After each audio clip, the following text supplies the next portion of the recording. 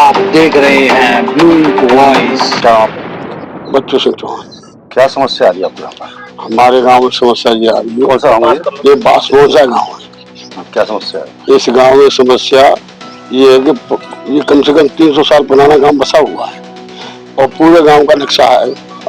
मैंने नक्शा भी लगाया है, फिर भी एक लेखपाल और कानून आए तो मैं पुराना घर कच्चा गिर गया था तो उसकी दीवार लगा रहा था, तो मुझसे एक दिन नहीं मांगे, दूसरे दिन करके 20,000 आगरा के तहसील क्षेत्र से एक गंभीर मामला सामने आया है, जहां एक गांव के ग्रामीणों ने प्रशासन पर रिश्वत मांगने और फर्जी मुकदमा दर्ज कराने के आरोप लगाए हैं। ग्रामीणों का कहना है कि 20,000 रुपए रिश्वत मांगी गई और पैसे न देने पर अधिवक्ता के खिलाफ केस दर्ज कर दिया गया। साथ ही आरोप है कि 300 साल पुराने मकानों को गलत तरीके से सिंचित भूमि दिखाकर कार्रवाई की जा रही है। ग्रामीणों का दावा है कि उन्होंने सबूत भी दिखाए, लेकिन फिर भी सुनवाई नहीं हो रही। फाइल बंद कर दो या पूरे काम पर मुकदमा लगाओ, वो फाइल बंद कर दी। जब मैं तारीख का पता करने गया तो तहसीलदार साहब ने मेरे खिलाफ ऑर्डर कर दिया, जिसमें 8,000 जुर्माना और बेदखली का आदेश कर दिया। मैंने उनके खिलाफ उठा के वहाँ अपील डीएम के यहाँ दाखिल कर दी।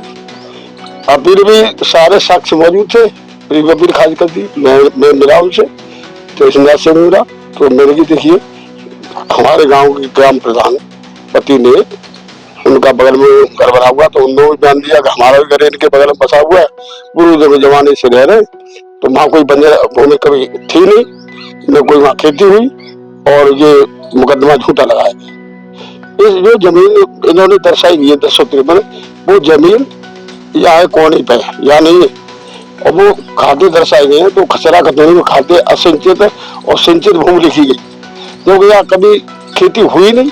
हमारे पूर्वजों के जमाने 7 पीढ़ी से कभी यहाँ खेती बीती नहीं हुई, ये काम बसा हुआ।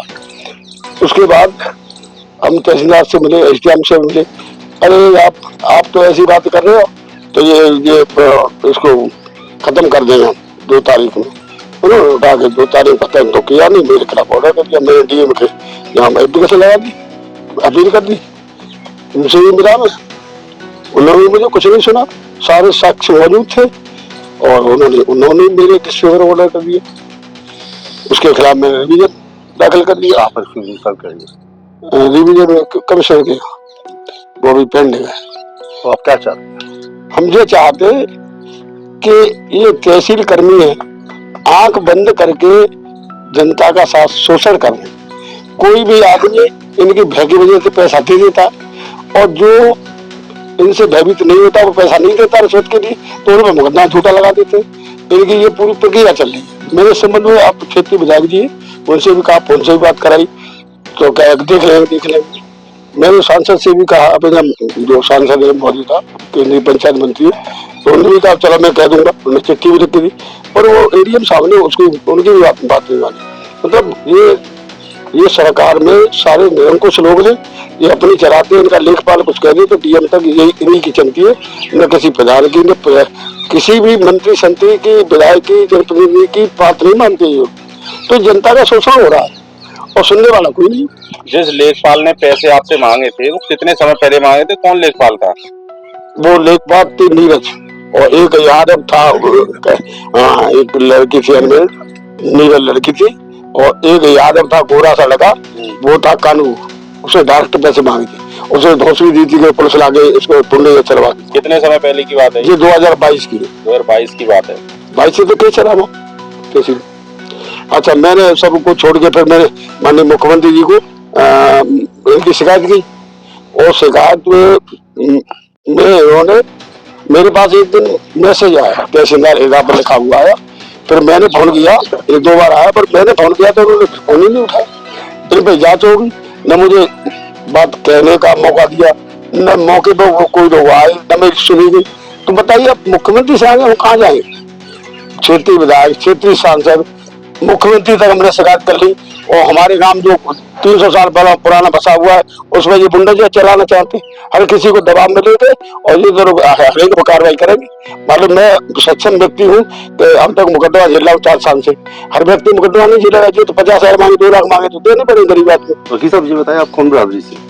मैं तो ठाकुर ठाकुर है। हाँ, बाकी और लोग और लोग तो सब जाति के लोग हैं इसमें, बघेले भी है, नाई भी है, ब्राह्मण भी है, मुसलमान भी है, सभी के साथ ये समस्या है। सब पूरा गाँव ही उसी में फंसा हुआ है।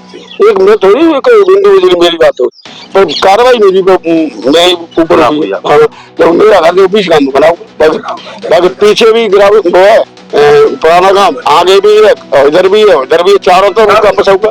जो आवाज उठा रहे हैं उन्हीं के खिलाफ कार्रवाई कर रहे हैं। बस बस, और चुपचाप पैसा लेगा काम में से 1-2 लाख रुपए देंगे, उनके खिलाफ कोई कार्रवाई नहीं होती। अरे वो पैसा ले जाते 20 से 30 हजार दे दो तो उनके खिलाफ कोई कार्रवाई नहीं होती। अच्छा, एक समस्या और है कि जो देखो अभी जो वोट लगे सभी नेताओं के, इन्होंने ये नहीं बताया कि हमने कितना पैसा लगाया, ये कितनी चौड़ाई का रोड बनाया, सारे मंत्री विधायक और जिला पंचायत अध्यक्ष की वोट लगे, ये क्या फुट चौड़ा लगा दिखाया, कितनी लंबाई चौड़ाई दिखाई। और देखो ये यहाँ पे जो तालाब है, यहाँ लोग पूजा करने आते हैं, 20 गाँव में तालाब है, सब गांव के आने जाने मंदिर वाले यही लोग आते हैं। अब 45 फुट की गहराई वाला, तो ये आगे मूद करके सरकार वाले बैठे और सबसे शिकायत करती है कि अब इसमें मिट्टी डलवाओ या कोई ऐसा उपाय करो, इसमें जानवर गिर जाते हैं मर जाते, कुत्ते गिर जाते मर जाते, आदमी मर जाए, इसका कोई तो जिम्मेदार नैतिक जिम्मेदारी सरकार की होगी कि नहीं होगी।